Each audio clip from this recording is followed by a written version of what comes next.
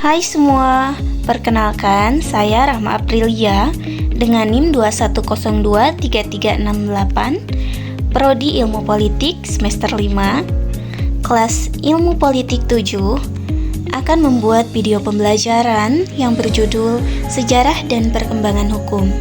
Dalam presentasi ini, saya akan membahas perjalanan menarik sejarah dan perkembangan hukum. Kita akan menjelajahi berbagai tahap evolusi hukum, mulai dari zaman kuno hingga era modern. Di sini ada pengertian hukum, yaitu definisi hukum. Hukum adalah seperangkat aturan dan norma yang mengatur perilaku manusia dalam suatu masyarakat. Aturan ini bertujuan untuk menciptakan ketertiban dan keadilan.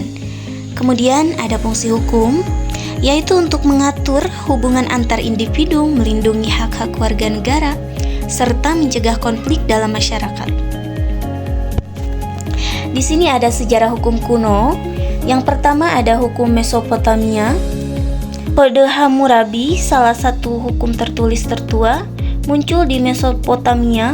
Kode ini mengatur berbagai aspek kehidupan seperti pernikahan, perjanjian, dan hukum pidana. Kemudian hukum Mesir kuno. Hukum Mesir kuno juga tercatat dengan baik, berfokus pada hukum keluarga, warisan, dan keadilan.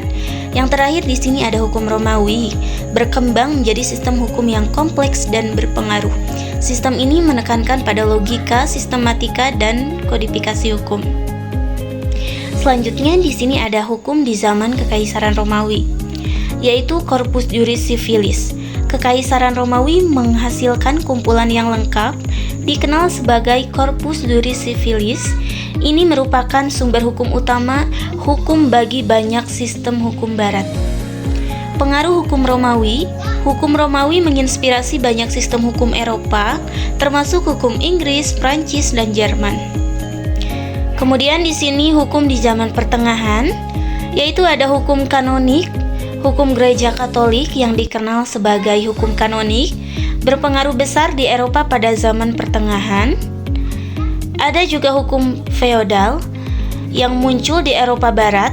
Sistem ini didasarkan pada hubungan pasal dan tuan tanah. Lahirnya sistem hukum modern, yang pertama yaitu Renaissance. Renaissance memicu minat baru terhadap pemikiran Yunani Romawi yang mengarah pada revisi hukum. Kemudian reformasi menantang otoritas gereja dan mempromosikan pemikiran individualistik dalam hukum.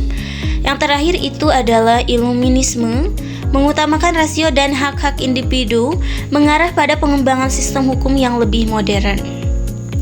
Kemudian di sini ada perkembangan pemikiran hukum, yaitu positivisme hukum, menekankan pada aturan hukum yang ditetapkan oleh negara. Yang kedua yaitu naturalisme hukum, menekankan pada hukum alam yang berasal dari moral dan keadilan. Yang terakhir ada realisme hukum, menekankan pada pengaruh fakta sosial dalam penggunaan hukum dan penegakan hukum. Kesimpulan dari materi yang saya paparkan barusan, yaitu di sini ada evolusi dan pengaruh. Yang pertama, evolusi. Sejarah hukum menunjukkan evolusi yang kompleks dari sistem hukum kuno hingga modern. Kemudian pengaruhnya, sistem hukum modern dipengaruhi oleh berbagai aliran pemikiran hukum yang berbeda. Baik, mungkin itu yang bisa saya presentasikan. Semoga bermanfaat khususnya untuk saya sendiri dan umumnya untuk kalian. Terima kasih.